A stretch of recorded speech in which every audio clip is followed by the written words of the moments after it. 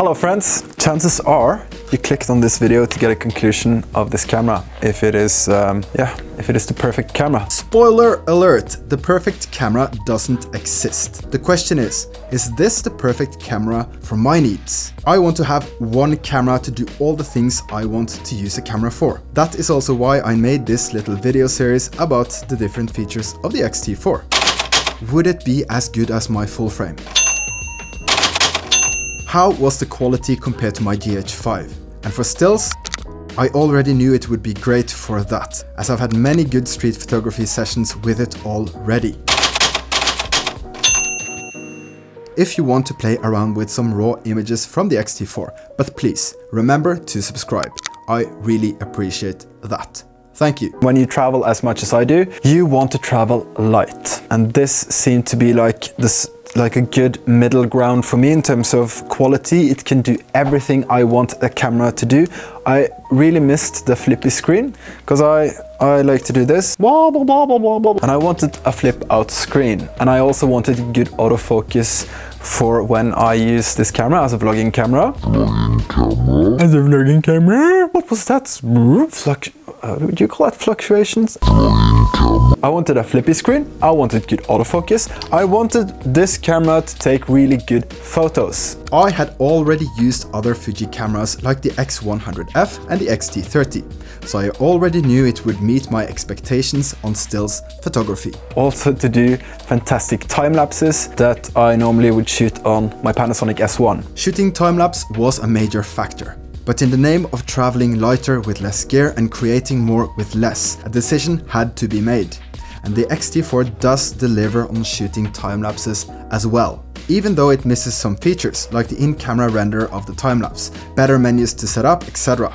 But this is easy to work around, and it doesn't really matter to me. If you travel full-time like I do, this is a fantastic camera. Like most gear these days, if you have a camera, a new-ish camera, chances are it's fantastic. My big thing was, since I do time lapses, I don't do anything professionally per se. I create videos here on YouTube. I do my mini projects, photography projects from around the world, like Iran. I'll link to the Iran videos here and in the description if you want to check them out. Also subscribe to my channel for many more exciting future photo and video projects from around the world. Thank you. The only camera I used in Iran for stills photography was my Fujifilm X100F. I had that before and I just loved it. So I upgraded to the XT30. That didn't have a flippy screen and IBIS, which this does. So I sold it and I got the Panasonic S1 and I thought, okay, I'm just going to travel with the Panasonic S1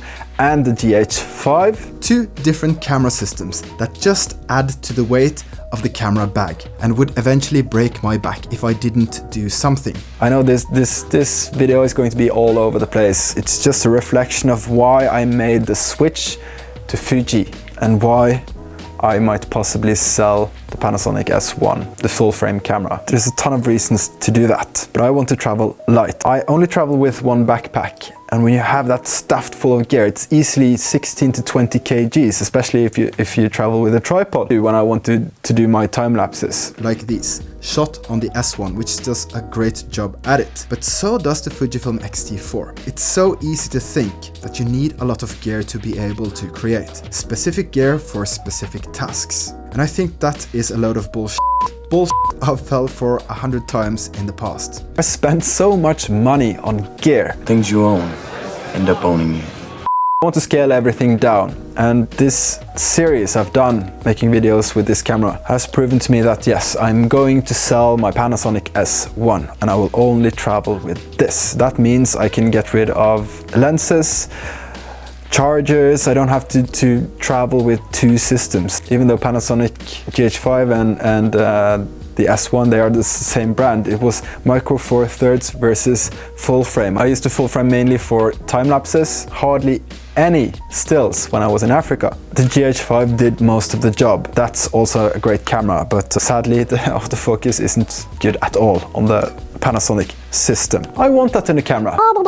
For somebody it doesn't matter, for me it matters, hence the switch to this one. I think that really says it all. For stills, yes, there is a crop factor here. The sensor is smaller, so it is not as good in low light, but I don't think I would be able to really tell the difference if I saw two images side by side, exactly the same, shot with exactly the same focal length, settings, etc.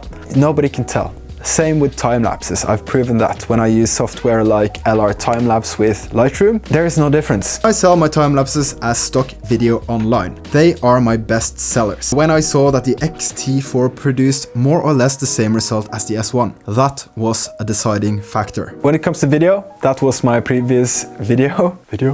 Can't see any difference. It records high quality video in high bit rates, 4K 60 frames per second. Yes, that's with a small crop when you shoot 4K 60 frames per second. That doesn't matter too much for my use. What I did notice was that IBIS was warping at the edges of the frame, which I didn't like. So I'm hoping this will be fixed in a future firmware upgrade. As I've said, there's no such thing as the perfect camera. But again, if you know how to use your camera properly and learn to shoot handheld, plan your shots, etc., you can easily work around this. And I'd rather up my camera skills than break my back by traveling with too much heavy gear. What I do not like about this camera, let's go there. For photography, this is also just nitpicking. It's something you will get used to, but for photography, I actually prefer the other screen when you can flip it out just like this.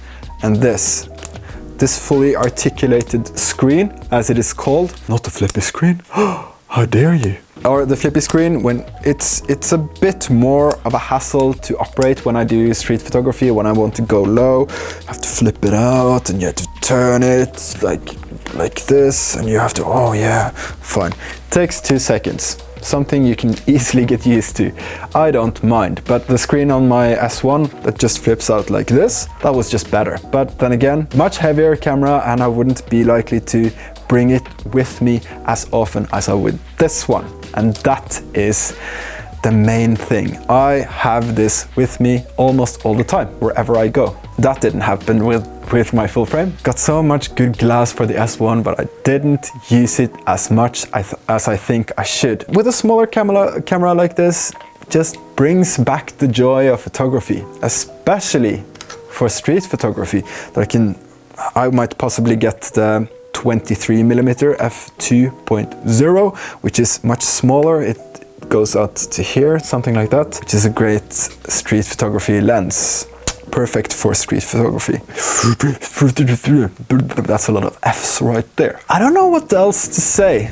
Really, I don't want this channel to be about new gear, because this is about traveling. Make sure that you like to make stuff with the things that you have, and that the gear you own serves your purpose. And I want to bring my camera for everyday street photography, to be able to switch between stills and video quickly and make high quality video and time lapses. I like everyday randomness and capturing it in my frame. The XT4 serves me well in that sense, even if the 16-55 lens is a little bit big. This camera is the perfect camera for me, creating video, vlogs, photography, and time lapses. Going forward on this channel, it's going to be more lifestyle-ish, exploring cities with photography. I made the first episode in that series up here somewhere. I will do a lot of POV, street photography, and very photography related also, this travel lifestyle related, and just thoughts from the road, from your Uncle Traveling Dan. Maybe I'm repeating myself now, but it is so easy to get caught up in thinking that you have to have all this new gear to be able to create the things that you want to create. I certainly was caught up in that mindset, so I spent so much money on gear. When I look back on the results that I've got, the best results come from the cameras that I actually cared about using, that I had fun with, I was comfortable with using, and they were small enough for me to bring everywhere. And that's how I create. I create on the go, very run and gun. I like to make vlogs. Some other people might need the full frame or huge expensive cameras or whatever for professional studio photography or videography, and that's fine. It all depends on your needs. For traveling creators that wants to be able to capture great quality images, footage, have good autofocus that actually works, flippy screen to make time lapses, you have an amazing package right here in this camera. And that's my conclusion. This is, for me, the best travel camera.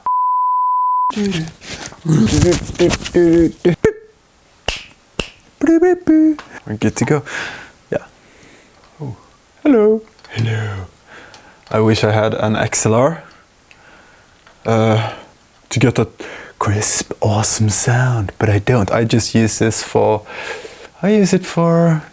I'm actually recording on the Panasonic now, which we shall see in this video if I will sell it. And just have this one. It's a good idea to pro tip for you before we start this video is that if you are recording in a studio and you don't have anything to, if you don't have good autofocus, as on this Panasonic, you can just use something, a stand like a tripod or whatever. Focus on that, set it to manual, and you're golden. You're golden.